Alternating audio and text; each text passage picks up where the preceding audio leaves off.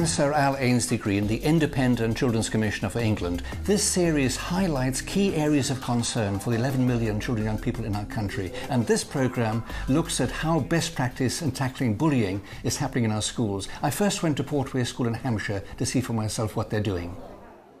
At Portway, head teacher James Levitt feels bullying is a thing of the past. And I asked him what had produced such a startling change. I think it's a byproduct of the huge amount of work that we have done based around the rights respecting curriculum, which we first came in contact with in a visit to Canada about 4 years ago. Tell us a bit more about the Rights Respecting Schools programme. I know this had its origins in Cape Breton in Canada. And what came out from being in Canadian schools was the fact that children had an integral part in designing codes of conduct that were thing. Right. So that it was a contract, right. And it wasn't just thou shalt not. Right. It was also we do this, there are consequences to our actions, and if we have a right to privacy, then so does everybody else, for example. So was that a bit of a shock to the system to see children so actively involved in making decisions? I think that it's been a gradual process, and I first came back, we said we'd like staff to look at a different way in which they set about arriving at a classroom charter, and in fact arrive at a classroom charter, yes, that everyone debated and everyone agreed to and teachers signed up to, where that's not an issue. Yes. But for our children, it was definitely about empowering them to give them a voice, and student voice has been something that has been a major aspect of the whole development of the rights agenda here. We have a right to privacy. We have the right to a safe environment. We have a right to an opinion and for it to be listened to. A right to an education, because if you get bullied, then you won't want to come to school, and that's losing your right to an education. You have the right not to be abused, left out, or offended in any way. I'm at the school to hear about the Rights Respecting Schools programme, and I'm especially interested in what you think about bullying. Bullying really is nasty when it happens. So what happens in this school when someone does bully somebody else? Sometimes we have clubs during lunchtimes, yes, and things that people can go to if they're feeling upset or lonely. Right. And then when they're there, they can make friends, and right, that will stop bullying. Can you think of any examples where the counsellors have really made things different in the school? Well, before we might have had some bullying incidents, but yes, the counsellors, they've split break time, so I think it's 3 and 5 yes, that go for one break, and 4 and 6, so that yes, the bullying is sort of changed so that it won't happen anymore. What was the school like before this Rights Respecting Schools programme started? It was not like the bullying was everywhere, but there were quite a few more cases of it, yes, and it's sorted out a lot because we've got a better way to handle it. Next, I met with 2 members of staff at Portway who put the United Nations Convention of Children's Rights into real practice. They're pretty sophisticated concepts, aren't they? Human rights, children's rights. Yeah. How do you start approaching that subject with children of this age? It was really easy because it's all about themselves and they wanted to know what was out there for them. Yes. And then obviously starting with the older ones, it was then easy to implement it within the rest of the school. Yes. So that they were able to see what impact it was having. So how does this relate to the occurrence and the management of bullying in your school? Well, we've used a lot of the respect and the responsibilities in talking about behaviours that are bullying behaviours, and the children are much more open now with talking about it and talking about what's happened to them and how it's made them feel, knowing that the rest of the children around them, if it's a group that you're talking with, are listening to and empathising with their feelings. Yes. So we've had issues with individual children and we've got them together as almost like a mini circle time, yes, and everyone's had the opportunity to voice their opinion, to say how they feel, yes, and everyone's listened, and the event's been brought to a conclusion. Interested to hear you say that you use circle time, so you're also using social and emotional aspects of learning. Yeah. And they're complementary for the Rights Respecting programme? Oh, absolutely. We've used the SEAL materials for year group assemblies. Yes. Sam's been working very hard with the school council, right, and the school council have decided to lead class and group assemblies on the theme of bullying, right, with their year groups, so the children lead them themselves. Right. The teachers take an active part when appropriate or when yes, necessary, but mostly they're child-led.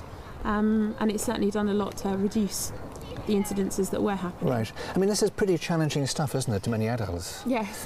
Who say, surely you're taking away childhood by giving children too young to have responsibilities and to actually have these concepts to deal with. Surely they should just be children. How do you react to that? I disagree with that. Well, because it's that for their well-being at the end of the day. Therefore, they need to know how to make an active role in society. And if you don't teach those skills at this age, then they won't make an active citizen in later life. Those anti-bullying skills are put into practice at the adjacent Portway Infant School by junior school ambassadors. Well, if we find someone who's unhappy, we take them out and talk to them about it and find out what it is that they're unhappy about, and then we do what we can to sort it out, maybe find a friend for them to look after them. One of the benefits of having the ambassadors is that they've engaged the children in positive play, and because they use that positive play with the other children, it's had an impact right throughout the school, and it's certainly an impact on behaviour, that we don't have the poor behaviour and the teasing that we might have had before. The children play much more cooperatively. The rights-respecting work at Thornhill Secondary School in Sunderland is also strong, and peer mentor coordinator Anne Greenfield has developed an anti-bullying programme called TARA. TARA stands for Thornhill Against Racism and Harassment, and TARA began in about 1998 when a pupil in school reported to a member of staff that they didn't feel safe in the schoolyard. They were having problems in the schoolyard. So we then started a drop-in 2 lunchtimes a week where pupils could come into a classroom if they weren't comfortable in the yard. From 2000 we took 20 peer mentors on a training course with facilitators from outside agencies to give them some ideas of how to listen to people, how to answer questions, how to ask open and closed questions, and also lots of information about different aspects that young people may have problems with in this day and age. We're going to take in turn to go around the circle and say something that's like similar to everyone in this room, okay? Right. So I go to Thornhill School. Me too. I have a belly button. Me too. I've got a brain. Me too. Because we've said something that's similar to everyone, we're going to say something now that's different, that's individual to you, okay? Yeah, I've got a scarf on. Not me. I'm a different nationality to everyone in this room. Not me. I'm the youngest in the school. Not me. My mum's called Mary. Not me. Right, we played this game because usually bullies pick on people who are different.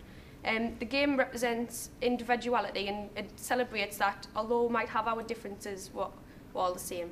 Peer mentors decided that they would be identifiable around school by braid on their blazer sleeves, so they could be approached at any time without anybody identifying that they were speaking to someone because they had a problem. This question, where does bullying happen in Thornhill, shows that it can happen anywhere. So we're going to move on to the next question. What is bullying? When someone hurts someone else. Yeah. When someone calls someone another name, like a name. Yeah. When a student picks on a weaker student. Peer mentors are given a broad training on issues that might affect young people today and affect their learning in school. Some of the issues include questioning and listening skills, racism, asylum seekers, young people's health awareness, drug abuse, domestic violence, contraception and unwanted pregnancies. You feel better talking to a peer mentor about bullying. So if you disagree, go to that side, and if you agree, go to that side. The peer mentors have been nominated for the Diana Princess of Wales Anti-Bullying Award for the last 3 years and have achieved that award for the last 3 years, and the school has been allocated silver school status by the Diana Award. I'm Jessica. I'm Nahia. I'm in year 11. And I'm in year 8. When I was in year 10 and he was in year 7, she was having a bit of trouble, so I was assigned as her buddy to help her through it. Basically, I was getting bullied during school time and when I was walking home, and the bullying was done by people from my own school. It was devastating.